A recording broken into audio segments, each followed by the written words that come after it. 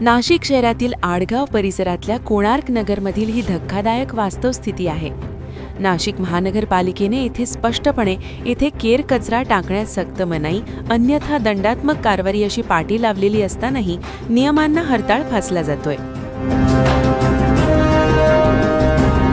Ganesh market रोडवर नजर टाकली तर सर्वत्र कचराच कचरा साचलेला दिसतोय. ओला कचरा, सुका कचरा, प्लास्टिक, कागद सगळंच रस्त्यावर उघड्यावर टाकण्यात येत आहे. इतकंच नाही तर येथील शाळेच्या पाठीमागील परिसरातही मोठ्या प्रमाणात कागदांचा व केराचा ढीग साचलेला आहे. या अस्वच्छतेमुळे परिसरातील नागरिकांचे आरोग्य धोक्यात आलं असून दुर्गंधी, डास आणि आजारांचा धोका वाढतोय. महत्त्वाचं म्हणजे मनाई असूनही कचरा टाकला जात असेल तर नेमकी कारवाई कुठे अडतीये असा सवाल आता नागरिक विचारतायत. महानगरपालिका प्रशासन याकडे गांभीर्याने लक्ष देणार का?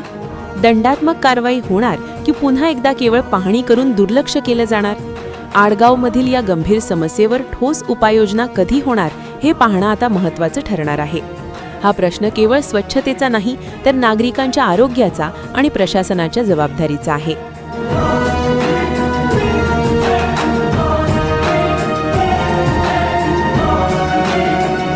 Nashik express news bureau, Nashik.